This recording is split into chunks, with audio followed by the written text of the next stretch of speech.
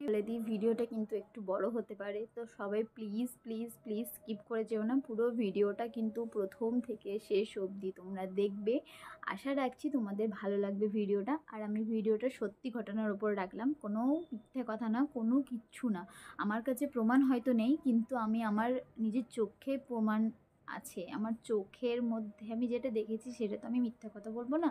তো তোমরা please please please পুরো ভিডিওটা দেখো, পুরো জিনিসটা শোনো আমার সাথে কী হয়েছিল। আর যদি তোমাদের সাথেও এরকম কিছু ঘটে থাকে তোমরা কিন্তু এটা আমাকে ভিডিওর মাধ্যমে হোক বা কমেন্টের মাধ্যমে হোক জানাতে পারো। High high high.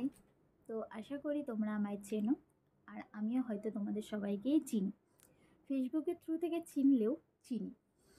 তো তবে আজকে কিছু কথা, কিছু ঘটনা আমার সাথে ঘটে যাওয়া সত্য কিছু ঘটনা তোমাদের সাথে একটু আলোচনা করতে এলাম, মানে বলতে এলাম তোমাদেরকে। মনে হলো তোমাদের সাথে একটু না হয় শেয়ার করি ব্যাপারটা। আমার যখন জীবনের ব্যাপার, এত বড় একটা ব্যাপার, তোমাদের সাথে শেয়ার করা উচিত মনে হলো। তো তবে চলো শুরু করার আগে প্রথমেই বলে দিই, সবাইকে স্বাগত আমার চ্যানেলটিতে। এবং আমাকে অনেকেই চেনো স্পন্দিতা মণ্ডল, অনেকেই চেনো পিয়া চৌধুরী নামে।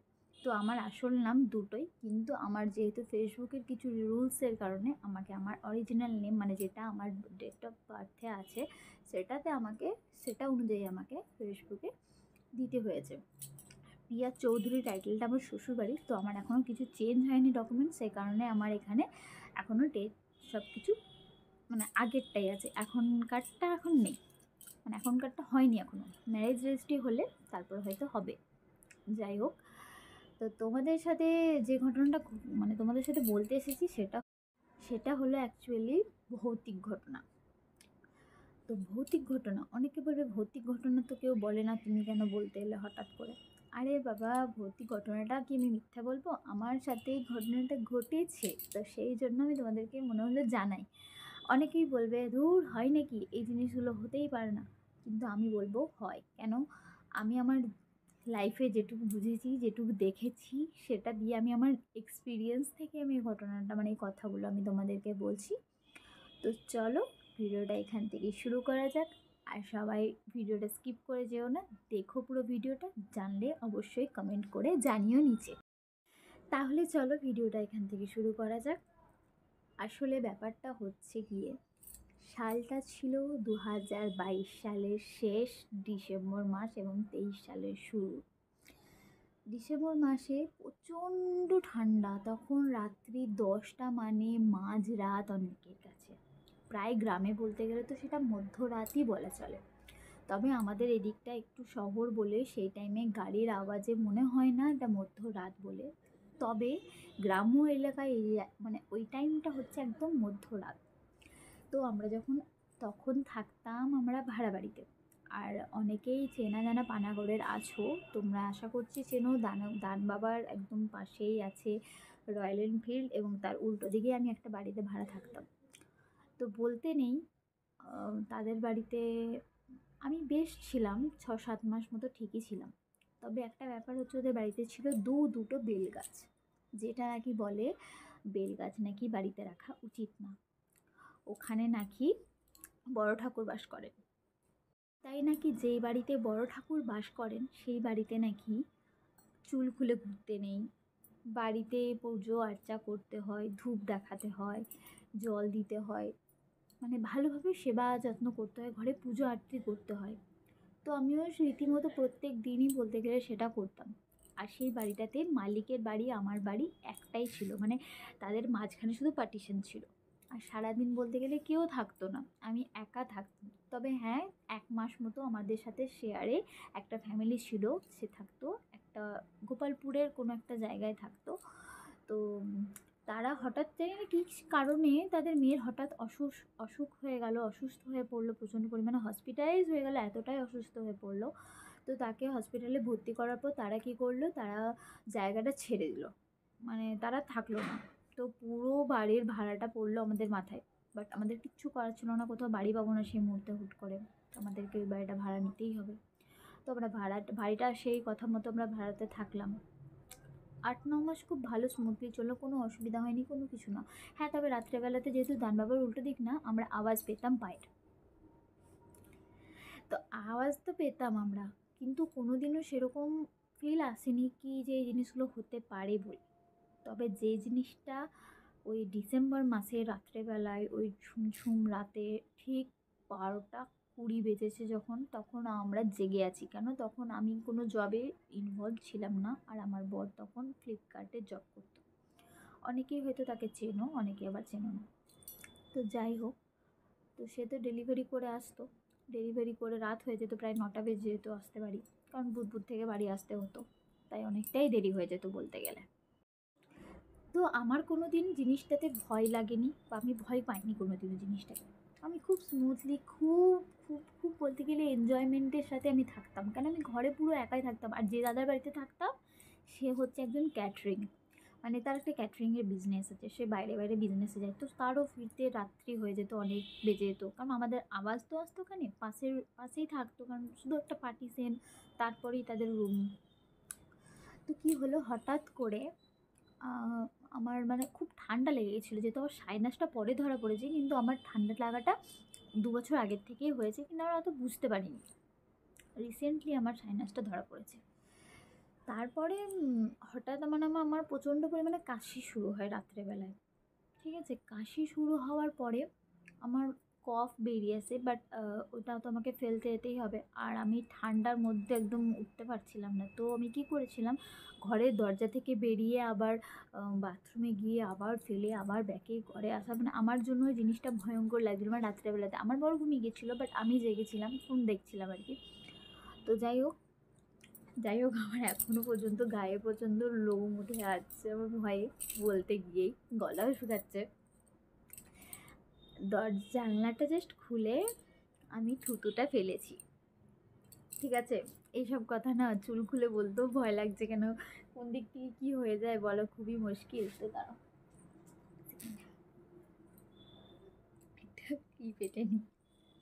হ্যাঁ, তো তারপরে কি হয়েছে না, জানলা দিয়ে খুলেছি, থুতুও ফেলেছি, রিটার্ন চলেও এসেছি, তখন শাটার, এই যে এরকম শাটার দেওয়ার জানলা, বাট বিশাল বড়, বিশাল বড়, মানে এতটাই বড় ছিল কিছু বলার নেই। তো আমি জানলা খুলে ফেলে দিয়ে আসার পর ব্যাকে চলে আসলাম, শুলাম, বাট আমার না কোথাও গিয়ে মনে হলো আমি একটা কিছু দেখলাম। আমি শুয়েও পড়েছিলাম, বাট আমি না দেখলাম কিছু একটা, মানে লাল লাল দুটো লাইটের মতো কিছু একটা যেন দেখছে, এরকম মনে হলো একটা বিশাল একটা বড় আকৃতির, মানে মুখটা সোটা শরীর নিয়ে কেউ যেন একজন দাঁড়িয়েছে, মানে আচমকা দেখেছি তো। গাছের ডালও হতেই পারে, ওটা ওটা ওখানে তো গাছও আছে না বাবার ওখানটাতে। তো যাই হোক, ওখানে আমি চলে আসার পর আমি আবার রিটার্ন গিয়ে দরজাটা আমি খুললাম, মানে জানলার দরজাটা আমি খুললাম।